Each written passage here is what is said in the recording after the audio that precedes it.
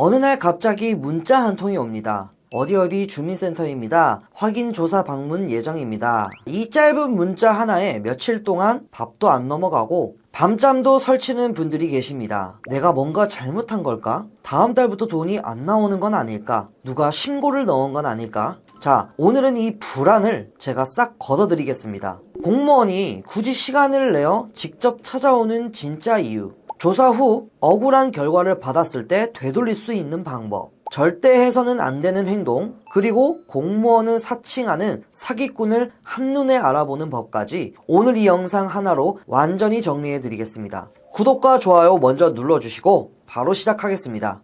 오늘은 보험이 아닌 주제로 찾아왔는데요. 기초수급자 확인조사, 정말 많은 분들이 걱정하시는 부분이라 어르신들을 위해 이번 영상을 준비했습니다.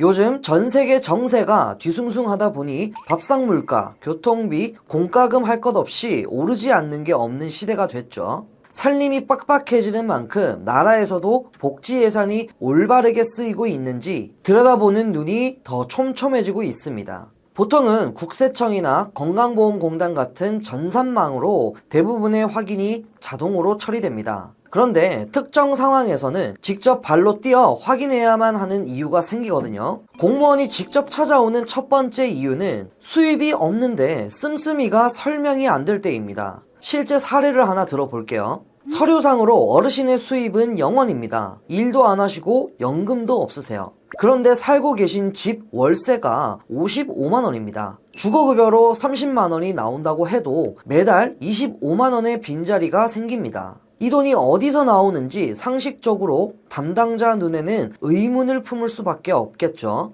자녀가 모르게 생활비를 대주는 건 아닐까? 신고 안 된 현금 수입이 따로 있는 건 아닐까? 라는 의문이죠. 그 의문을 두 눈으로 직접 풀러오는 겁니다. 단 카드 내역이나 개인 지출 정보는 개인정보라서 마음대로 열람할 수 없다는 점 알아두시면 도움이 됩니다. 자, 두 번째 이유는 실제로 누구와 사는지 확인하기 위해서입니다. 기초생활수급제도에서 가장 민감한 변수 중 하나가 바로 동거 가족입니다. 혼자 사느냐, 누군가와 함께 사느냐에 따라 수급 자격도 달라지고 급여 금액도 크게 바뀝니다. 서류에는 1인 가구 독거노인으로 올라와 있는데 막상 현관 앞에 서 보니 어르신 것이 아닌 다른 분의 신발이 가지런히 놓여 있거나 낯선 짐들이 방 안에 쌓여 있는 경우가 있습니다. 주소는 따로 빼놓고 실제로는 자녀와 한 집에서 사는 건 아닌지, 사실혼 관계에 있는 분과 동거하는 건 아닌지 직접 눈으로 살피러 오는 겁니다.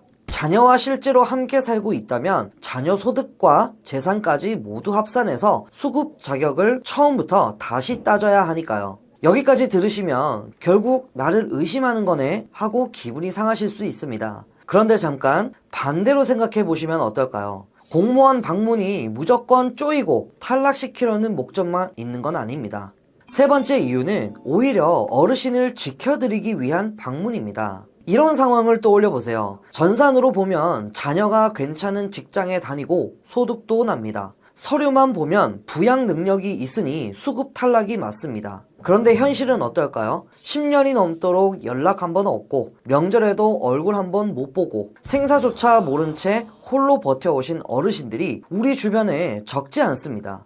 이때 공무원이 직접 찾아와서 얼마나 열악한 환경에서 지내고 계신지, 자녀가 실질적으로 도움을 준 흔적이 단 한 가지라도 있는지 눈으로 확인하고 기록으로 남깁니다. 그 기록이 가족 단절을 공식적으로 증명하는 근거가 되어 어르신이 억울하게 자격을 잃지 않도록 지켜드리는 겁니다. 여기에 더해 건강과 안전을 살피러 오기도 합니다. 우편물이 반송되거나 전화가 며칠째 연결되지 않으면 담당자는 걱정부터 앞섭니다. 집안에서 쓰러지신 건 아닌지, 치매 증상이 생겨 즉각적인 돌봄이 필요한 건 아닌지 걱정이 되어 직접 달려오는 겁니다. 돌봄이나 요양이 필요하다면 바로 연결해 드리기 위한 고마운 방문이기도 한 거죠.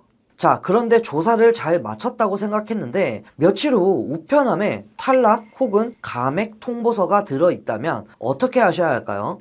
참 눈앞이 캄캄하고 손발이 떨리실 수 있습니다. 하지만 그 자리에서 포기하시면 절대 안 됩니다. 결과 통보를 받으신 날부터 90일 이내에 관할 주민센터를 찾아가 이의 신청을 하실 수 있습니다. 이 내용은 실제 상황과 다릅니다. 억울한 부분이 있습니다. 이렇게 당당하게 소명하시는 겁니다. 여기에 하나 더 활용하실 수 있는 제도가 있습니다. 바로 지방생활보장위원회입니다. 서류 기준으로 탈락이 맞더라도 감당하기 어려운 빚을 지고 있거나 자녀가 있어도 실질적으로 아무런 도움을 받지 못해 사실상 혼자 생계를 꾸리고 계신 분들이 계시죠. 이 딱한 사정을 담당 공무원에게 있는 그대로 말씀하세요. 공무원이 어르신의 상황을 위원회 안건으로 올려줄 수 있습니다. 위원회는 서류 기준을 넘어서 실제 삶의 형편을 보고 예외적으로 수급권자로 인정하는 결정을 내릴 수 있습니다. 혼자 끙끙 앓지 마시고 주민센터 문을 두드리셔서 이의 신청과 위원회 회부 두 가지 모두 꼭 요청하시길 바랍니다. 이제 실전 대처법을 알려드리겠습니다. 공무원이 찾아왔는데 마침 외출 중이셨다면 전혀 걱정하실 필요 없습니다.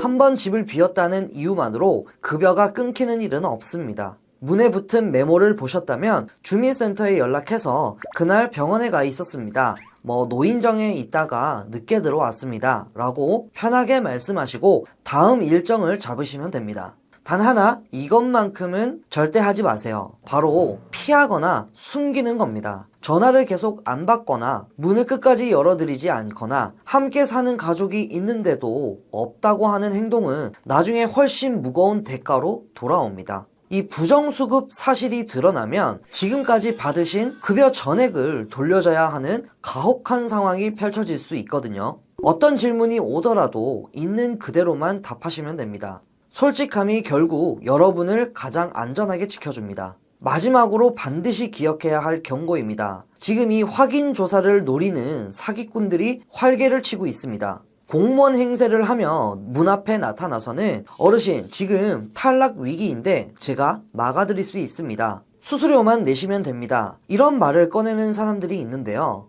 그리고 조사 절차상 통장 비밀번호와 신분증이 필요합니다. 라고 요구하기도 합니다. 여기에 절대 속으시면 안 됩니다. 진짜 공무원은 어떤 이유로도 돈을 요구하지 않습니다. 금융 정보를 묻는 일도 없습니다. 문 앞에 낯선 사람이 공무원이라며 서 있다면 문을 열기 전에 먼저 이렇게 말씀하세요. 공무원증 먼저 보여주세요. 그리고 조금이라도 이상하다 싶으면 그 자리에서 바로 주민센터에 전화해서 확인하시면 됩니다. 자, 오늘 정리해드린 내용을 한 줄로 요약하면 이렇습니다. 공무원 방문은 감시가 아닙니다. 숨기지 마시고 솔직하게 말씀하시는 게 여러분의 권리를 지키는 가장 확실한 방법입니다. 방문이 오시면 따뜻하게 맞아주시고 어르신들의 어려운 사정을 있는 그대로 털어놓으세요. 나라에서 도울 수 있는 방법을 함께 찾아줄 겁니다. 오늘 내용이 조금이라도 도움되셨다면 주변 어르신들께 카카오톡으로 나눠주시고 구독, 좋아요, 알림 설정까지 부탁드립니다. 앞으로도 꼭 필요한 정보로 찾아뵙겠습니다. 감사합니다.